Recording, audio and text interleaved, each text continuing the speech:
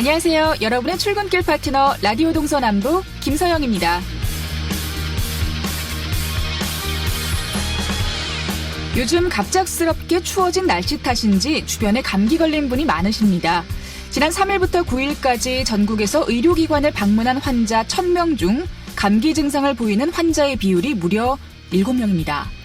유행기 중인 5.9명을 훌쩍 넘긴 거죠. 그래서 질병관리본부는 지난 15일 인플루엔자 유행주의보를 발령했습니다. 질병관리본부에선 어린이와 임산부, 어르신 등 취약계층은 11월 중으로 예방접종을 완료해야 한다고 권고하고 있는데요. 하지만 강원도에서 백신 품귀 현상이 빚어지고 있어 큰일입니다. 강릉과 삼척, 원주 등 지역 의료원에선 백신을 납품하던 회사의 사정으로 출고가 중단돼 가지고 있던 재고가 바닥을 보이고 있고요. 벌써 예방접종이 중단된 곳도 있습니다. 그렇다고 백신을 미리 쌓아두면 나중에 폐기를 해야 하는 경우도 있어 그때그때 빠르게 수급을 해야 하는데 쉽지가 않아 보이네요. 취약계층이라면 예방접종을 받는 게 좋지만 백신이 없어 못 받았더라도 일단 철저한 손 씻기와 기침 예절 실천 등 개인 위생 수칙을 잘 준수해서 감기에 걸리지 않도록 더욱더 철저히 주의를 해야 할 것 같습니다. 이번 한 주도 모두들 건강하길 기대하며 11월 18일 월요일 라디오 동서남북 지금부터 시작합니다.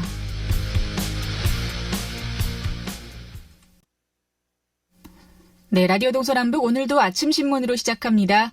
강원일보 이하늘 기자와 전화로 연결돼 있습니다. 안녕하십니까? 네, 안녕하세요. 네, 오늘 첫 번째 소식은 정치권 소식을 좀 들어보죠.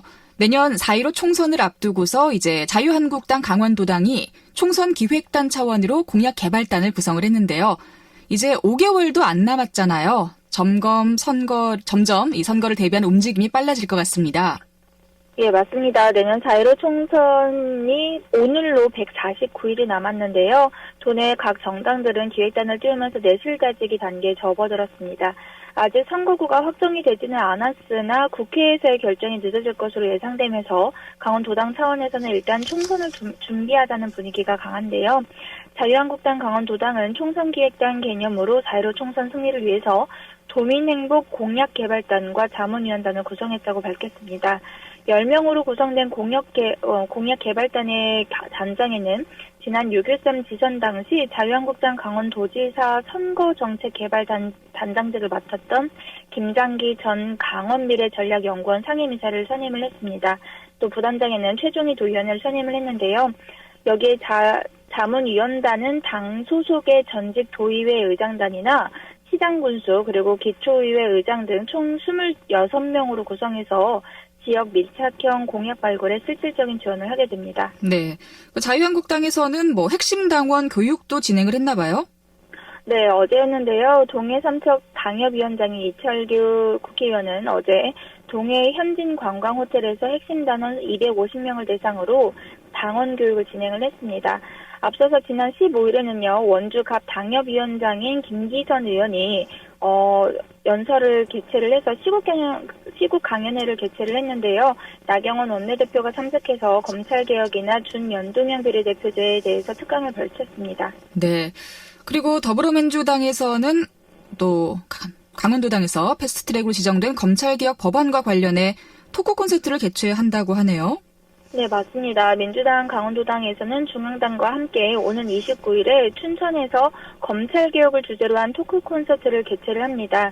공수처 설치와 운영법 등 패스트트랙으로 지정된 검찰개혁 법안이 12월 3일에 국회 본회의에 부의됨에 따라서 공수처 설치에 따른 대국민 홍보를 위한 차원입니다. 앞서서 지난 13일부터 15일까지는 2020 제21대 총선을 대비해서 역량 강화 교육 연수를 실시를 했는데요. 양양부터 원주, 춘천까지 순회하면서 열린 이번 교육 연수에는 선거법이나 강령 정책 등 당원으로서 꼭 알아야 할 지식을 제공하기 위해서 진행됐습니다. 특히 민주당의 경우에는 지난 7월에 총선기획단을 일찍이 띄웠습니다. 그래서 선거 분위기가 벌써 이미 물이 오른 상태입니다. 도내 정가 관계자는 패스트트랙으로 지정된 선거제 개혁안 그리고 검찰개혁 법안에 대해서 연말까지 뜨겁게 논쟁이 이뤄지는 만큼 각 정당의 당론을 지역에 전파하는 방법으로 이슈몰이를 하고 있다고 설명을 했는데요.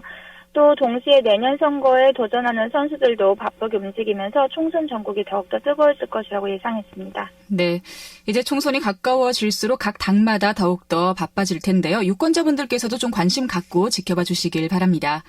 자, 다음은 대마 얘기인데요. 우리나라에서 대마를 키우는 건 불법인데 강원도가 국내 최초 합법화된 대마 클러스터를 조성한다. 굉장히 파격적인 사업이네요. 네, 맞습니다. 강원도는 대마에서 나오는 추출물이 뇌전증이나 자폐증, 치매 등에 대한 효능이 있는 만큼 이것을 통해서 특화 바이오 산업으로 육성하겠다는 전략입니다. 하지만 대마가 갖고 있는 부정적인 인식에 따른 주민들의 거부감과 또 불법 유통의 위험도 우려돼서 또 다른 사회적 논쟁이 발생할 수 있을 것으로도 보이고 있는데요. 강원도가 대마 클러스터라는 아이템을 잡은 이유는 대마의 잎과 줄기에서 나오는 신약인 칸나비디올 오일을 추출할 수 있기 때문인데요. 이 CBD 오일은 뇌전증이나 자폐증, 치매 등에 대한 효능이 입증이 됐고 최근에는 말기암 환자의 통증 완화에도 효과가 있을 것으로 알려졌습니다. 시장 규모도 2024년까지 24조 원이 육박할 것이라는 의료계 전망인데요. 현재는 미국이나 네덜란드가 이 시장을 주도하고 있고 일본은 물론이고 마약류에 엄격한 중국까지 이 CBD 오일을 건강보조식품으로 합법화했습니다. 대마초와 달리 이 CBD 오일은 환각 효과가 없는 것으로 알려져 있습니다. 그렇군요. 만약에 이제 정부로부터 허가만 받아낸다면 신약 시장에 뛰어들 수 있을 것 같은데요. 강원도가 이 칸나비디올, 이름이 어려워요. 이 CBD 오일을 추출할 수 있는 기술력은 가지고 있나요? 네, 특히 강원도가 자신감을 갖고 있는 배경에는 한국과학기술연구원의 강릉분원의 기술력이 있습니다. 이곳에서는 CBD 오일 추출을 연구를 하면서 국내에서는 유일하게 관련 기술을 보유 중인데요. 문제는 현행법입니다. 지난해 11월 마약류 관리에 관한 법률 일부 개정안이 국회를 통과해서 치료 목적으로 의사나 한의사의 처방을 받으면 해외에서 허가된 대마 성분 함유의 의약품이 사용이 가능하도록 했습니다. 하지만 이 CBD 오일을 추출할 수 있는 대마의 잎과 줄기의 활용은 여전히 금지되어 있는데요. 생산 자체가 불가능합니다. 이 법이 바뀌지 않으면 강원도가 추진 중인 대마 클러스터는 무용지물이 됩니다. 하지만 이것을 해결하기 위해서 강원도가 준비하고 있는 카드는 규제 자유 특구인데요. 규제 자유 특구는 신기술이나 신제품의 지역 혁신 성장 사업 또는 지역 전략산업 육성을 위해서 기존 규제를 유예하거나 면제하는 한국형 규제 샌드박스를 말하고 있습니다. 네. 이미 정부가 원주 디지털 헬스케어를 1차 규제자유 특구 지정해서 이렇게 선정을 했잖아요. 그리고 또 지난 12일에 전국 7개 지역을 2차 규제자유 특구로 지정을 했는데 그러다 보니까 정부에 거는 기대도 좀 있을 것 같아요. 이제 규제자유 특구 박람회에서 이 대마 클러스터 조성에 대해서 발표를 한다고요?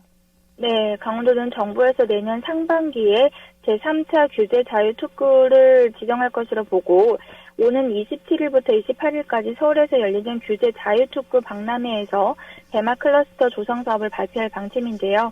이와 관련해서 강원도는 이미 춘천과 춘천바이오진흥원, 대한한의사협회 등과 함께 대마 클러스터 조성에 대한 협업을 논의 중에 있습니다.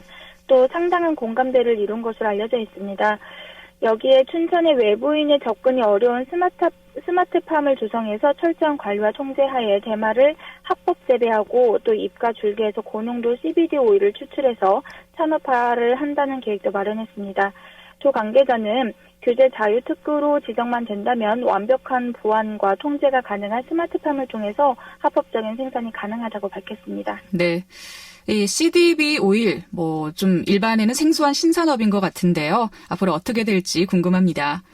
자, 오늘 아침신문 강원일보 이하늘 기자와 함께했습니다. 고맙습니다. 네, 감사합니다.